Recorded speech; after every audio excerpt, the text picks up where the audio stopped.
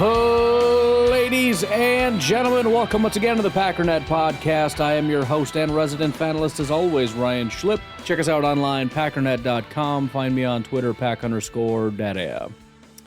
Well, since we have some time on our hands with the bye week and whatnot, and I figure since it's Saturday for you, with college football and all that, this would be a good time, not just to do a mock draft, but to, bigger than that, look forward and say, how do we fix this team in 2025? Right? Look, might be a great team, might win the Super Bowl, I don't know. But every team has to ask this question. What's wrong and how do we fix it? And so I'll be honest, I started down this path. My head is spinning and I said, let's just push record. So we're doing this semi-live.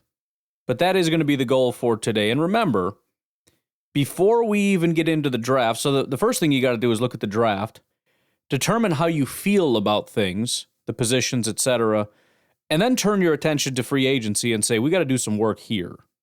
Before we get there, though, because that is going to be the plan, I want to talk a little bit about Brian Gutekunst. He went to the podium, had a couple things to say, so we'll rip through that real quick. It's pretty radio silence from the Green Bay Packers. Makes sense. It's a bye week. As much as it would be nice for the bye week to be like just an extra week of practice but no game, it's really just everybody goes home and does whatever they want. And so it's pretty quiet out there. But anyways, obviously he opens it up talking about Preston Smith, just kind of thank you for your time, et cetera, et cetera. And that opens up questions about, okay, what happens now? Is it going to be more Mosby, Cox, whatever? And he mentions that first of all, it's going to be both of them. We're going to be seeing more Mosby and Cox. He said the team is really excited about it. Personally, I'm excited about it.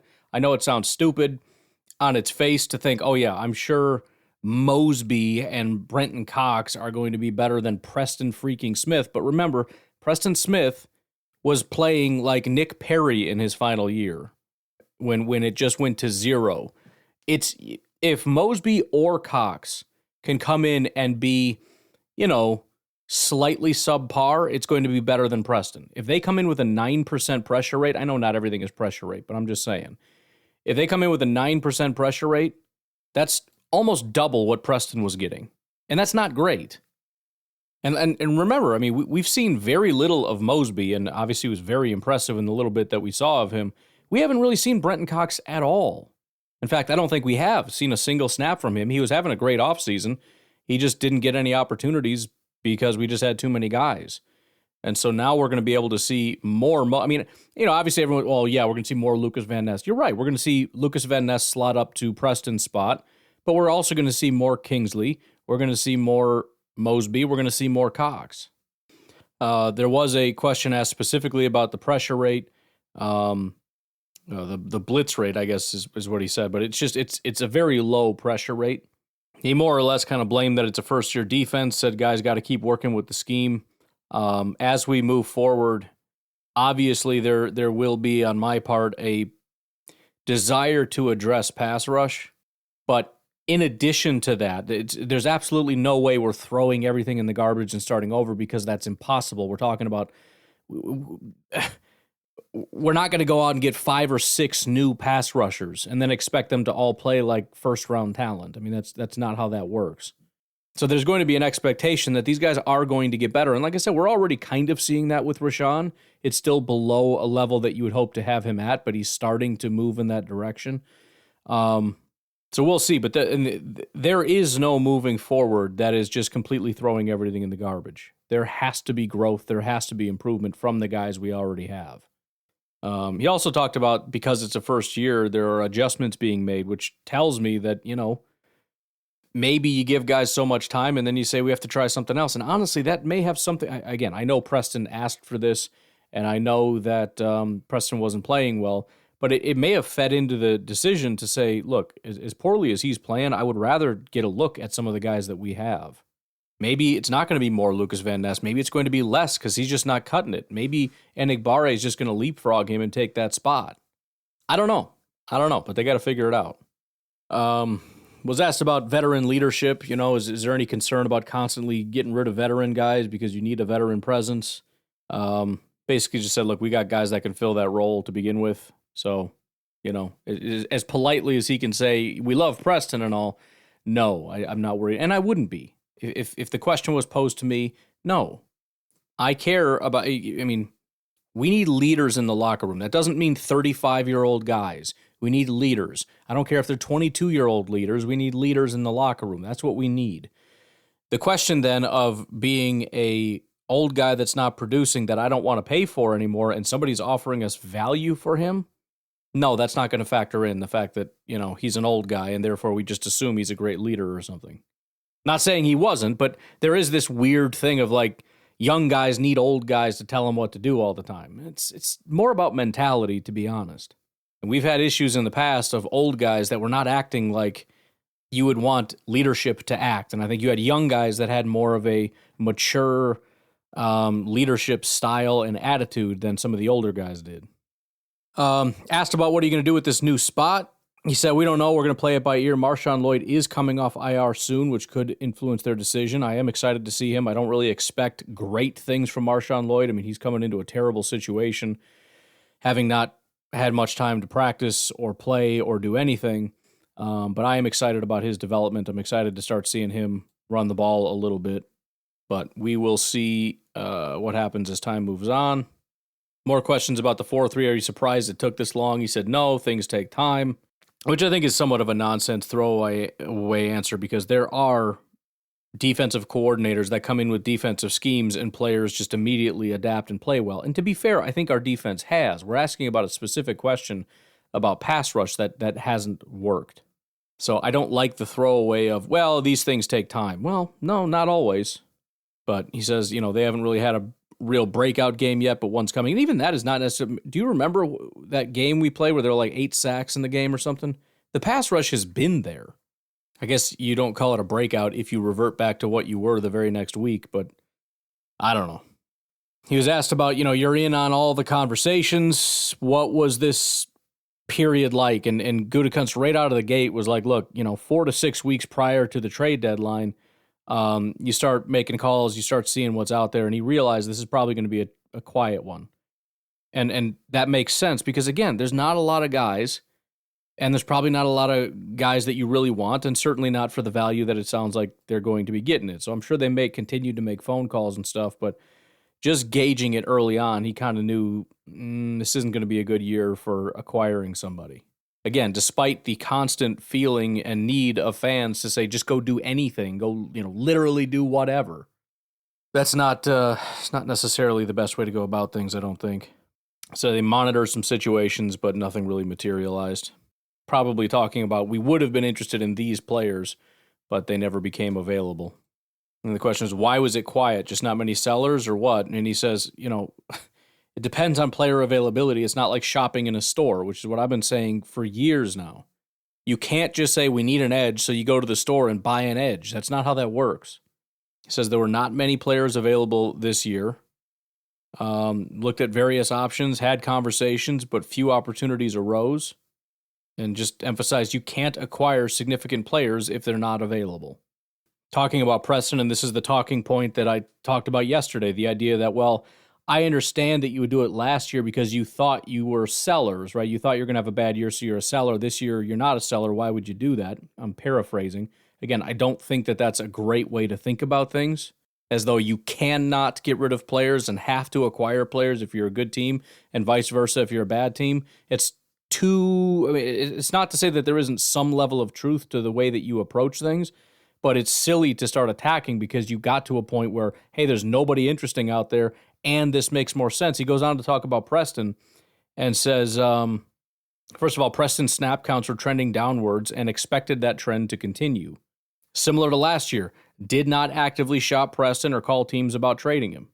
Now, again, that's a little interesting because we learned that Preston wanted to be sent, so presumably they just allowed him to contact teams.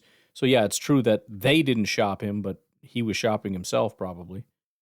When the opportunity arose, thought it made sense for their goals, and that was about it. Again, I don't like that line of questioning or that way of thinking. Asked about the corner group, do you think you're good enough? Like with Nixon out wide, Bullard in the slot, is that kind of what you think things need to be?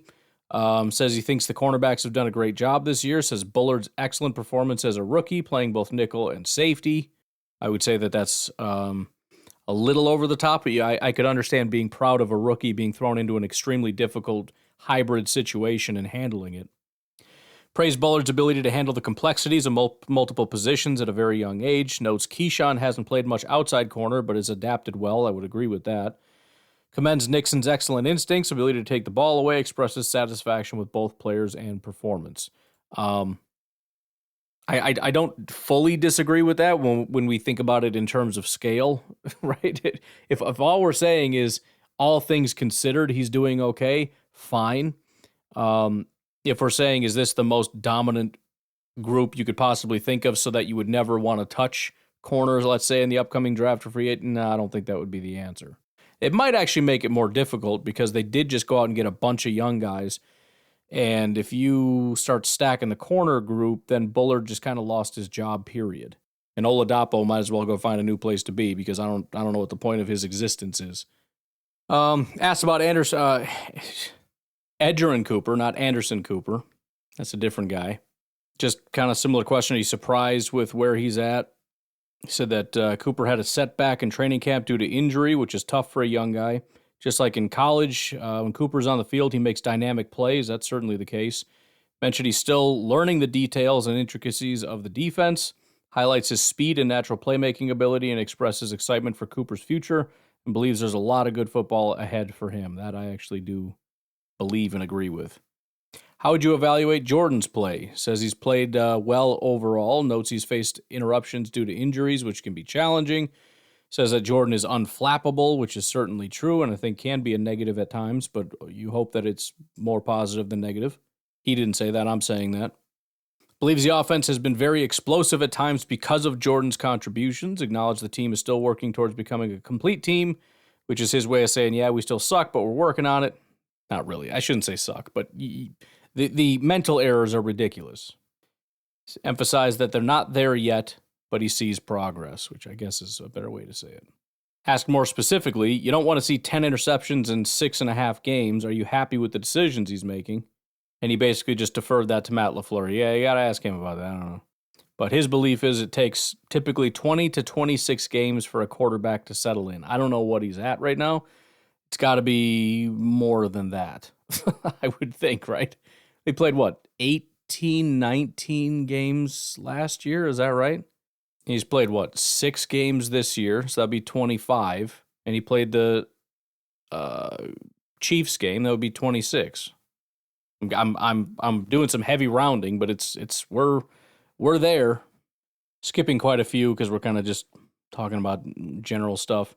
But getting on to Brandon McManus. As for the kicking game, I guess with Brandon comes back-to-back game winners. What have been your overall impressions? He described Brandon as a veteran. Notes that he does not get flustered, which I love that about a kicker personally. Highlights his first game with the team came down to a game-winning kick, followed by another the next week. Affirms that acquiring Brandon was the right move. Shares that Brandon is very particular about how he wants things done, which is refreshing. Appreciates his experience and precision. That does have to be pretty nice to have a kicker come in and be like, shut up. No, you go here, you do this, you do this. That's it. That's how I do it. That's what we're doing. Everybody shut your mouth. Bisaccia's like, well, actually, the way shut up. No, like this. This is, I kick field goals. I'm good at this. I know what I'm doing. Just do what I say. Again, we have to have the same stupid frickin' questions. Just cannot stop with this. When you look at Detroit made a move today, Washington made a move today, do you feel like you got a team that's built to contend this year? And if so, why is that? In other words, everybody else did something. Why didn't you? God. He says that, a lot of other teams were reacting to injuries, first of all. He says that they're proud of the extensive preseason work they did to build depth and sustain the season so that they didn't have to go out and do crazy stuff. Prefers not to rely on outside acquisitions during the season. Feels good about the football team, likes the depth, acknowledges the circumstances can change quickly due to injuries, recognizes the risk of trading players like Preston, but feels the depth and mitigates the risk. Notes that they are 6-3 and in a good position. Anyways, the rest of it I don't find super interesting, so I will leave it at that. Why don't we take a break? We'll come back and see if we can't get 2025 up and rock and rolling. We'll take a break. We'll be right back. So let me just start, and I kind of already said this, but let me elaborate a bit. This is very broad strokes. And what I mean by that essentially is I'm making a lot of assumptions based on overly simplified stuff rather than really getting to know a lot of these prospects. Let me give you an example of exactly what I mean. I do not like the edge rushers for the Green Bay Packers. I made the comment before that, when we were running, Dom Capers, whatever, it was really hard to find these 4-3, these 3-4 stand-up outside linebackers because everybody's down, everybody's 4-3. Now, it's hard to find anybody with their hand in the dirt anymore. You look at the top pass rushers out there, almost all of them are stand-up. You got Ohio State, they got their hand in the dirt. There's a couple of guys there, Jack Sawyer and Tui Malau or whatever. There's a couple of guys. But even watching them, I don't like a lot of the guys. When you look at Michael Williams, edge rusher out of Georgia, who's ranked number 13 overall right now, he's a outside-inside defensive lineman. Now, they could keep him outside for the Packers or whatever.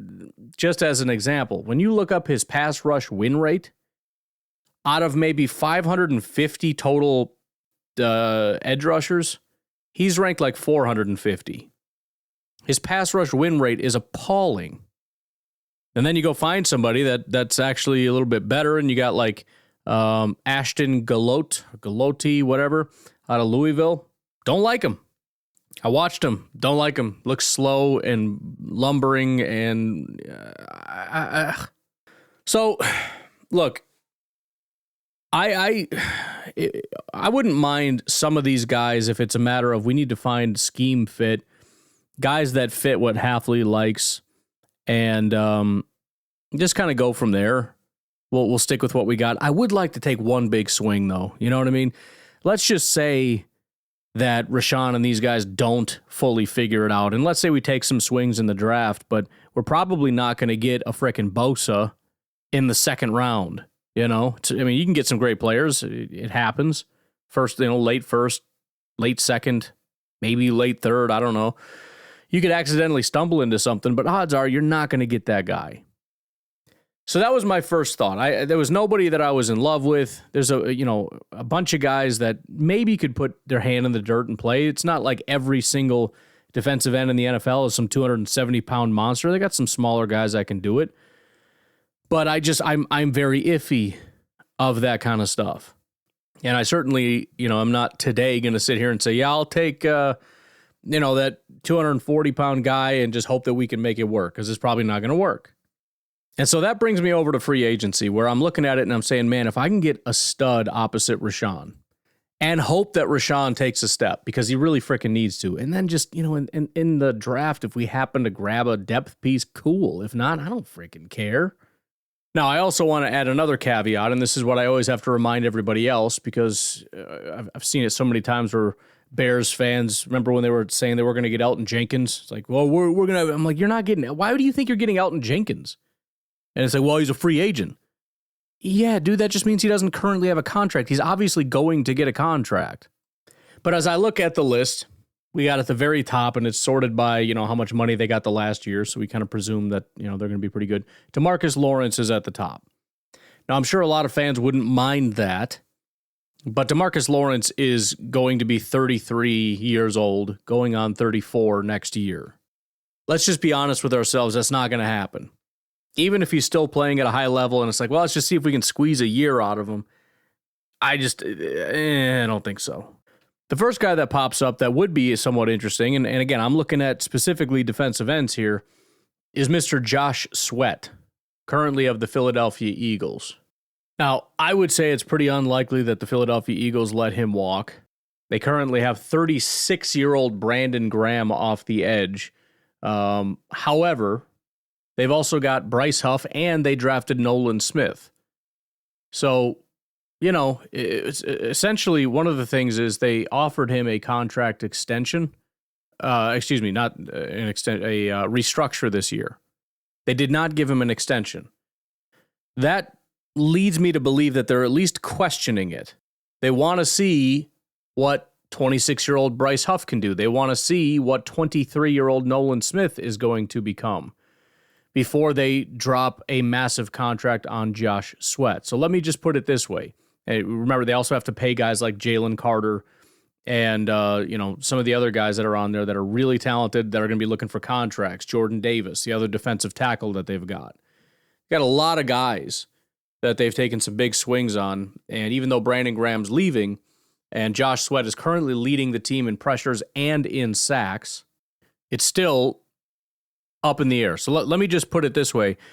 If he were to become available, I 100% would take a swing at Josh Sweat. Now, that depends on his contract, but apparently his previous average per year was $10 million. That's beyond worth it. For reference, I mentioned, maybe I didn't, he has 30 pressures on 207 pass rush attempts and 5 sacks. Now, the run defense is terrible.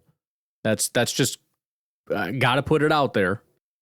I mean, if the guy was perfect, they'd pay him. So, you got to deal with a little bit of rough around the edges. But, I mean, at 27, 28 years old, that's right in the sweet spot for what the Packers kind of like as far as getting a little short-term help.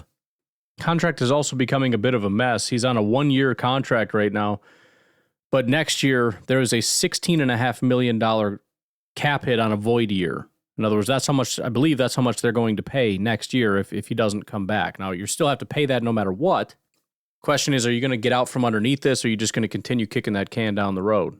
But I, for one, would be happy to have a guy that's a little bit more familiar in playing this style of football, that can be a solid pass rusher off the edge, that can be a compliment, hopefully get Rashawn Gary rocking and rolling a little bit. I would like that a lot. Another option would be Chase Young. This one's kind of an interesting one because, I mean, the guy was a dominant football player as a rookie for Washington. Took about a half a step back the next year. Another half a step back after that. I'm guessing this is all injuries because his snap counts went from 800 to 400 to 100. Then in 2023 is when he went to San Francisco. He was okay. 36 pressures, 326 attempts, 5 sacks. I mean, it's above 10%. It would be an upgrade compared to what we have. And then so far this year with the Saints, he has 33 pressures, 271 attempts, 3 sacks. So the sacks are low. The pressures are great. The grades are terrible. 47 run defense, 60 pass rushes, so-so. It's just not the greatest in the world. I wouldn't necessarily hate it. I have a lot of issues, though. I like that he's young. I like that he was the number 2 overall pick, so he's incredibly gifted. I like all that stuff. In fact, maybe the best thing about it is the fact that in 2019, Chase Young was at Ohio State when Hafley was there. Hafley, you could argue, is part of the reason he was the number 2 overall pick. So, yeah, I wouldn't hate that very much at all. Maybe Hafley can freaking unlock this guy and they can get back to being like, hey, remember what we did in college? Let's just run it back. The injuries make me nervous. The fact that he can't stick on a team makes me nervous. I mean, the number 2 overall selection didn't even make it through his rookie year in Washington. He played a half a year in San Francisco. They said, no, we're good. And then he went off to New Orleans, and his grades keep getting worse as he goes along. It makes me nervous. But the positive thing here, I think, with Chase Young is I don't think it's going to cost us a ton based on the whole situation. I think he's in that phase of his career where some guys go where things aren't going very well, and you need to be able to go somewhere and prove something. So you get on this 1-year prove-it deal. You try to do your absolute best, which is why I think Green Bay would make sense. It's with your old defensive coordinator from Ohio State when you played your best football. Go back with that guy, prove it, and then go get that contract. Hopefully, that would be with the Green Bay Packers. We'd have to pay out of the years to keep him, but it would certainly be worth it. And then it's just a question of, can Rashawn step up, or do we purge ourselves of that category because now we got to pay this, or that contract because now we got to pay this one. But we're getting way down far afield here. I guess the concern is you'd hate to take a swing and just miss and just end up with another guy. You know, Lucas Van Ness is a first-round pick that's not panning out. Rashawn's a first-round pick that just can't figure it out. Chase Young, swing and a miss. We just got all these guys that are really big and really athletic and really, you know, to some degree talented, but can't get it working on the field. It would be nice to get a guy that you just trust a little more. He's been pretty solid everywhere he's gone. You know that you're going to get a high floor. I think that's the difference with Chase Young. It's a high ceiling, but a low floor. So I love the idea of re-pairing him with Hafley, but who knows? Maybe that's why it isn't happening, because Hafley doesn't want. I don't know. Who knows? But I think that either of those two, I think I would be more excited about Chase Young, just because that's when the imagination can take over, and that's what the offseason's all about. It's all about just like, dude, what if? I don't know that Josh Sweat's going to get me as jacked up, other than just like, okay, we kind of fixed it, we're good to go, which might be the right decision anyways, but we fixed it. We got a guy for a couple years. He'll be here for 2 years, maybe 3 years, kind of do the Preston tour, and then we'll move on after that. Chase Young is sort of going to be more of a 1 year. Hopefully you can do it. If not, then we're back to square one. We ship this freaking guy out of here, and he goes off, and it's like, well, why did we think we can fix him when nobody else did?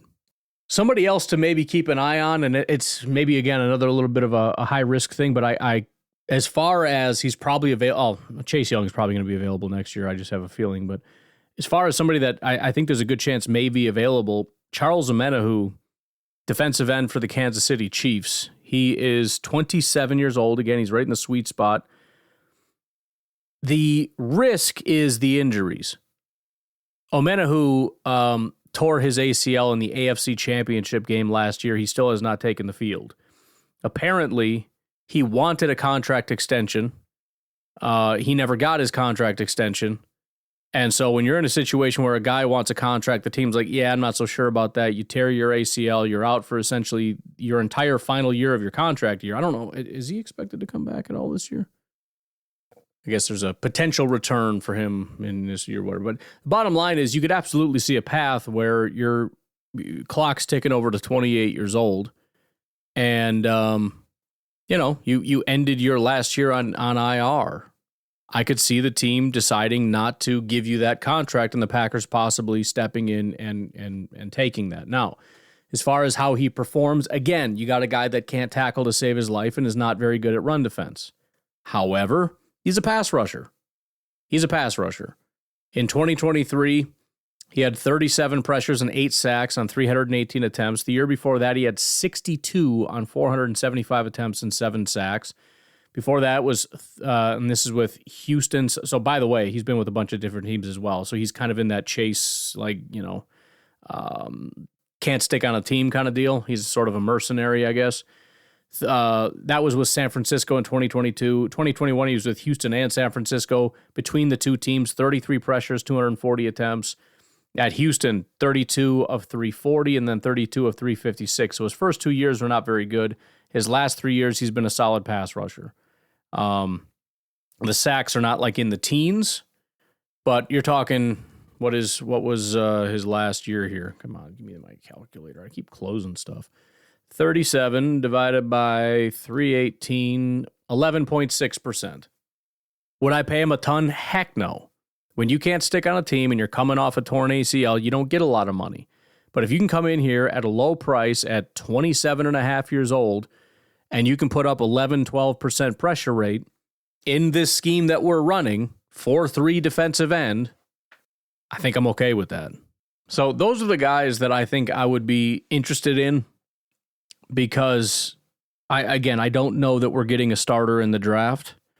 Maybe I'm being a little bit overly pessimistic, but again, I don't super love it. If we go and look at the consensus big board, of course, this thing just crashed on me here. But if we look at the edge rushers right now, you've got sort of in the top 15, which I think will be a little bit out of reach for us, Abdul Carter, James Pierce out of Tennessee, Michael Williams, Georgia, and Nick Scorton out of Texas A&M. Then you got 2 Ohio State guys, Jack Sawyer and JT Tuimalau. And I didn't finish watching them. I ended up downloading the videos because it was glitching out on me, but I didn't super hate it. But I think if you let's look at it real quick, because maybe this is the best case scenario as of right now, because these are hand in the dirt 4-3 guys. So right now, Jack Sawyer, 82 grade, 82 run defense, 77 pass rush. He has 27 pressures and 3 sacks on the season. So I think that's going to annoy quite a few people, although, the pressure rate is fine. We're talking, 27 of 183. That's almost 15%. But the sacks aren't there, and that's going to annoy people, especially when you think about the jump from NFL or college to NFL, if you can't produce, it's going to scare some people. Last year, he ended up with 37 pressures on 289 attempts and 8 sacks, which is fine. Again, the standard in college for me is always going to be a little bit different. And Ohio State is a big program, so the stats may not be quite as good. But I mean, I just assume you're probably not going to be quite as dominant in the NFL as you are against college teams. Tui Malau, similarly, 79 grade, 81 run defense, 73 pass rush. I say similar because they tend to be grayed out better in run defense than in pass rush. But 20 pressures on 174 attempts and 7 sacks. I mean, that certainly looks better from the sack standpoint. And then when you look at 20 divided by 174, he's at about 11.5%, I guess. I don't know. Maybe these guys are super dominant. Maybe they're the next TJ Watt. They fall down and end up being these elite players or whatever. But I just, when I looked at it, I saw a bunch of 3-4 outside linebackers and a couple 4-3 guys that I just could not super get jacked up about. That may change over time, but I think that would be my preference. And then not do that, and then maybe later on in the later rounds trying to find some of the guys that maybe could fit a little bit better. See if you can get another 3rd or 4th round guy that can be a pretty solid rotational piece or whatever. But with that, why don't we take a break, and when we come back, I want to look at cornerback. And again, I don't know that we're going to address it, but I wouldn't mind going out and trying to find a really solid boundary corner for the Packers. We'll take a break. We'll be right back. All right, y'all. We got the edge thing figured out. Draft hasn't even started yet. All right, now it started. But we got edge taken care of, man. We don't have a thing in the world to worry about. Which brings me to corner, which we need to worry about. I don't know, man. Don't ask me questions. So, as it stands on the consensus big board, Travis Hunter sitting at number 1. Will Johnson out of Michigan is sitting at 4. Obviously, these will be out of our reach. Even if we tank the rest of the season, we ain't getting them. Believe it or not, we probably already won too many games, so that dream is dead. Thanks a lot, idiot Packers. At 17, Benjamin Morrison, cornerback out of Notre Dame, but there is some question about that. For example, if I look over on NFL Draft Buzz, he's not even anywhere on the list that is super high. By that, I mean, I'm on the first page, and average rank, we're all the way in the 100s, and he's not on the list. So, debate about that, which brings us to the guy that is not super debated, and that is Siobhan Revel, also known by his real name of Revel. Actually, it may be Revel. Somebody else said Revel. I don't know. It's going to be one of those things, and then we're going to find out he's like, nah, dude, my name is Reveal. So you're all stupid. There are some good and bad things about Mr. Revel the Rebel. Number 1, he's playing at East Carolina, which is always going to scare people. Doesn't mean he's bad. There's been some good players, even recently. Forgot his name out in Seattle. I believe that dude came from a small school. Guy is dominant. But it always makes you a little nervous because the competition level is not going to be very good. For example, he played, well, we're getting into the other issue, which is he tore his ACL in practice in September.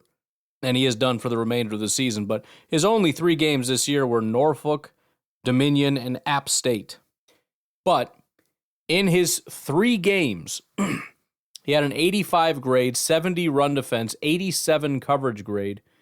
He was targeted 21 times. Only 8 of them were caught, although it was 195 yards, which is a lot on 8 receptions. He gave up 1 touchdown, had 2 interceptions, 2 pass breakups. In 3 games. It's a lot of action in 3 games. The year prior to that was his first year actually starting. 82 PFF grade, 79 run defense, 83 tackling. He does seem to be a pretty violent player, which I think would fit with what the Packers are looking for. 85 coverage grade. He gave up 19 receptions. This is in a full season. 19 receptions, 250 yards, just 1 touchdown, 1 pick, 10 pass breakups. So, I mean, his on-ball percentage, if we want to just make up random terms, his plays on the ball, we're talking 12 pass breakups and 3 interceptions in 1 season plus 3 games. He's also 6'3", so he's a big dude. He plays a lot of press.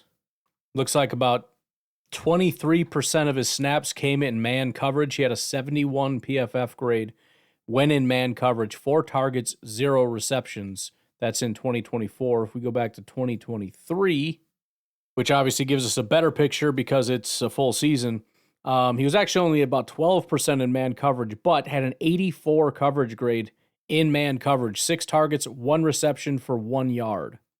He had 2 pass breakups, as well as 2 forced incompletions, which maybe is the same thing. I don't know if that's in addition to, but 33% forced incompletion rate. I guess it would have to be the pass breakups because it was 6. So there you go, 6 total targets. 39.6 passer rating when targeted. Not to say he's no good in zone coverage either. The remaining snaps were in zone, 78.4 PFF grade, 14 receptions, 216 yards, 9 forced incompletions, which is 29%. Forced incompletions being pass breakups, interceptions, as well as just, forcing an incompletion, which is a really solid metric that I don't use enough. So he's a big, long-armed, sticky, violent, tackling, press, cover corner. And I don't mean that in terms of he does it most often, just that he's built for it and he can do it. I kind of like it a little bit. And I know we've tried the 6'3", 4'5" guys before, but I didn't say he ran a 4.3, okay? It's not exactly the same thing. It's a little bit different. This isn't Stokes or Kevin King exactly. Maybe a little bit, but, whatever. So we got our defensive end in free agency. We got our first-round pick, who we don't know how to pronounce his name. Could be Revel. Might be Revel. Could just call him Rebel. Doesn't matter. So why don't we do this? Let's just run through our last couple picks in the mock draft and see how she goes. In the second round, we're going Landon Jackson. So this is the guy, edge rusher out of Arkansas. One of the guys, anyways, that I looked at and said, I don't know, maybe, but do I think he's going to step in and be a dominant player? Probably not. Landon Jackson is a beast of a human being at 6'7", 280 pounds. Hopeful that he can bring a little bit of better run defense. He's got, in his rookie year, not very good, so this is where he gets better every year. 59 grade, 62 run defense, 57 pass rush. The next year, he goes up to a 76, and then this year, overall 81 with an 84 run defense grade, 71 tackling, which is a big problem with our team and a lot of college players. 71 pass rush, which is not terrible. He has 32 pressures on 291 attempts and 5 sacks. Not elite, but he's a guy that seems to be sturdy, steady, solid across the board. Not just, he's got a high pressure rate, which might not translate, and he sucks at run defense, but let's see how it goes. He's a big, imposing guy. Let's take a swing. Let's see how she goes. We're going with Landon Jackson, edge out of Arkansas. Plus, I can say his name, so why not? After that, we're going with defensive lineman Dante Corleone. Why? Because his last name's Corleone, bro. He's a defensive tackle, so he's a defensive player. Cincinnati, last name's Corleone. I don't know why you're not understanding why this needs to happen, but it needs to happen. In all seriousness, we do need to address defensive tackle. He is the highest rated defensive tackle so far. The biggest issue is he's 6'1", 320. Not that we can't use that, but again, he's a run defender is what he is.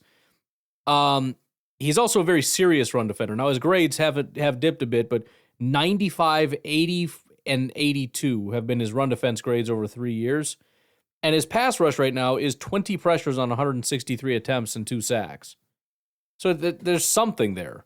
But just a big, dominant, run-defending dude named Corleone, yeah, we're doing that. Sorry, it's just what's happening right now.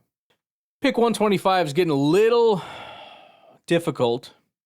I'm actually going to skip several of the top guys, including the top corners, and I'm going to scroll down here to Domani Jackson, cornerback out of Alabama, because I just like his style, man. The grades are not the best, and I almost passed on him because I wanted somebody with some good grades and whatnot. But he spent 2 years at USC.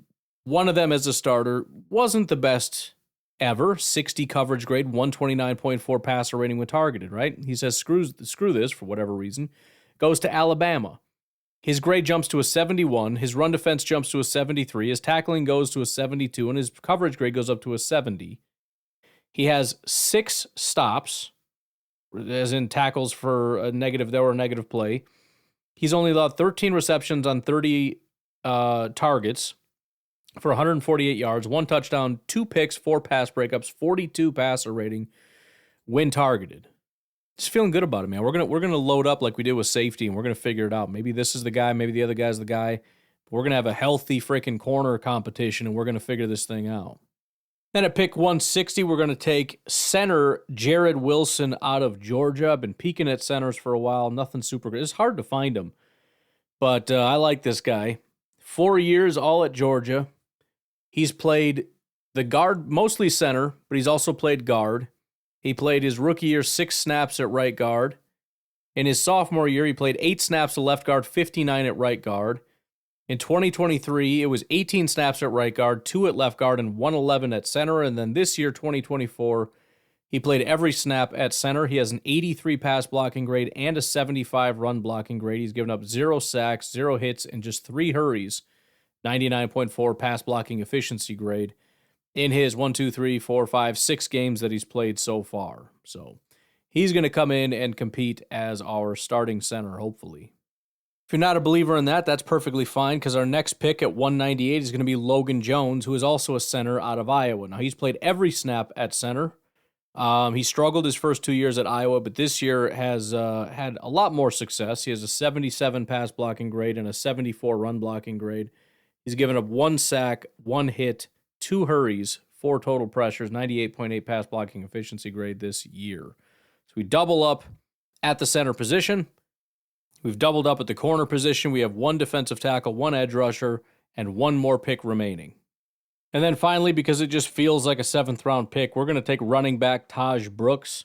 He is 5'10", 230, and as soon as I saw that, I knew it was over. Taj Brooks out of Texas Tech. 1,043 yards in college through the 8-ish games that he's played. 5.1 yards per attempt, 10 touchdowns, 2 fumbles. He has spent all 5 of his years at Texas Tech. And again, when I saw 5'10", 230, I just thought that's the man right there. That's the guy that's going to get her done. 3 yards after contact per attempt, 46 missed tackles forced so far this year. He has 223 missed tackles forced in his college career, because in 2023, some freaking how, he had 96 missed tackles forced. He had a 92 rushing grade last year. 1,547 yards, 5.3 yards per attempt, 10 touchdowns, 3.42 yards after contact per attempt, 96 missed tackles forced. It's ridiculous. Ridiculous. So there you go. We got ourselves an edge rusher in free agency. We got corner, edge, defensive tackle, and then we went corner, center, running back. Now we're ready to roll. 2025 locked and loaded. You guys have a good rest of your day. I will talk to you tomorrow. Enjoy some college football, and tomorrow we'll talk about real football. So there you go. Have a good one. Bye-bye.